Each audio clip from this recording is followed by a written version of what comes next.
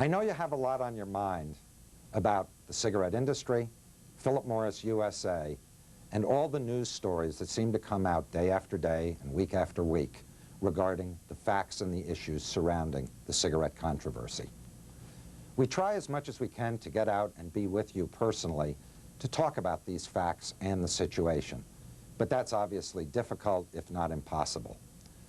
The other day, Jeff Bible held a meeting in the cafeteria downstairs at 120 Park to talk to the New York employees about this situation. And this tape covers that event. So I'd like you to look at it. I'd like you to think about what Jeff is saying, understand the firm convictions that we operate on, and the sense that we have that when the day is done, we will prevail on all of these issues. If you have any questions about anything that's in this tape or any questions that are not covered by this tape, please feel free to contact anybody in the organization in public affairs or corporate affairs or in New York, because we want you to understand the issues and our perspective on them.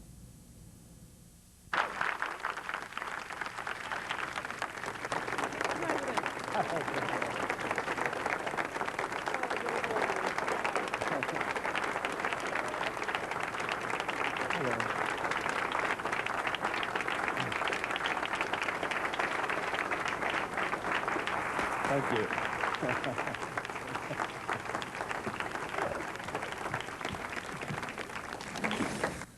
Well, thank you very much. I'm not trialing for Hollywood. That's all part of something else. Mari and I have secret plans for that. That's nothing to do with it at all. Well, anyway, thank you very much for being with us today. And I want to start this session by a big special thank you, because the past few weeks have not been an easy time for any of us. But I have a feeling that in this building and in all of our facilities around the world, that our spirit is strong and that we remain a very confident team of people, and I want to talk to you a bit about that today. Our business is growing by leaps and bounds. We will report a very strong first quarter next week, and the next quarter looks equally as good.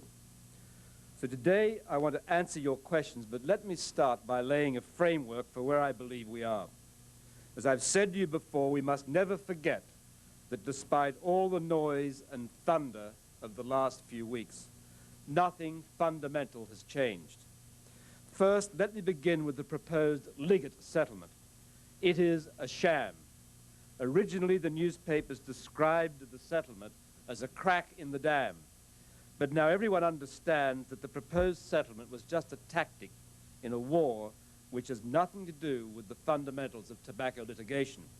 It was a desperation move by Bennett LeBeau in his bid to win control of RGR and Nabisco. Second, the proposed Liggett settlement does not change the litigation. The strength of our position in these suits is untouched. Indeed, we were very encouraged by last week's hearing in the Castano class action in New Orleans. The investment community and even the press agreed that the court seemed skeptical of many of the plaintiffs' arguments. So it isn't our dam that is showing cracks, it is theirs. And third, let me talk about the issue of youth smoking. We believe kids should not smoke, and that Philip Morris has been a leader in the effort to keep cigarettes away from kids. One of the most frustrating things about the past few weeks has been to see Liggett praised as a leader on the youth smoking issue. Nothing can be further from the truth. Our Action Against Access program here in the United States is being implemented aggressively across the country, and I'm very proud of this effort, and you should be too.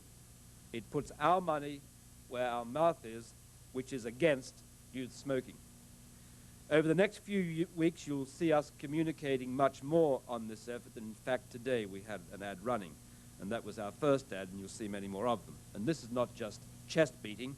We're going to fight back strongly against any misperception or distortion of our position on youth smoking.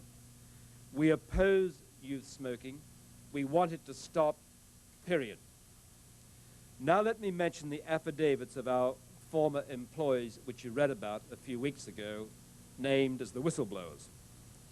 Our opponents handled these affidavits with real public relations skills. The affidavits were given to reporters and not to us. So we were asked to comment on documents we did not have and we could not see and they would not give to us.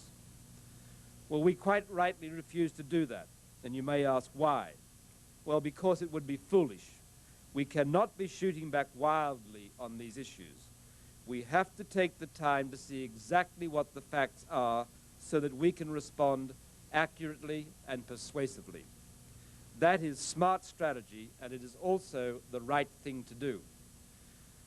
We have now reviewed the statements in detail. We have talked to other people involved in these issues, and we will shortly cross-examine at least 2 of the 3 former employees.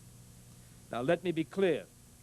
We are completely confident that the affidavits not only have been misrepresented by our opponents, but that they also contain errors of fact and many incorrect assertions.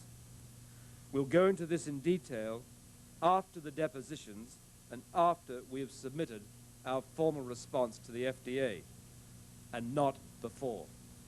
But let me assure you, I am confident that these statements will not undermine the fundamentals of our position, which has been stated repeatedly and restated in the ad we ran 3 weeks ago. So let me state it yet again. We do not manipulate nicotine levels in our cigarettes to keep people smoking. We do have quality control procedures to assure consistency in our brands, and that's it. We also stand foursquare behind former USA President and CEO Billy Campbell and reject the irresponsible charges that have been made with respect to his congressional testimony. And with regard to the so-called safer cigarette you read about, the fact is that we have worked diligently on changes to our products, which some in the medical community have sought. We've lowered the tar, we've looked at, and have made several modifications relating to phenols, nitrites, and carbon monoxide, among others. Indeed, the process referred to by one of our so-called whistleblowers, which was denitrification, is actually taking place and has been for more than 20 years. His particular process for denitrification was not brought to market because it proved to have problems. This was a practical issue and was not a legal one. So those are the facts, and the facts will come out. I wish I could also tell you that we won't go through another bout like the last few weeks, but I can't. In fact, I have to tell you to expect that there'll be other tough days and weeks ahead. The other side is engaging in a reckless propaganda campaign of mistruths, half-truths, innuendo, false piety.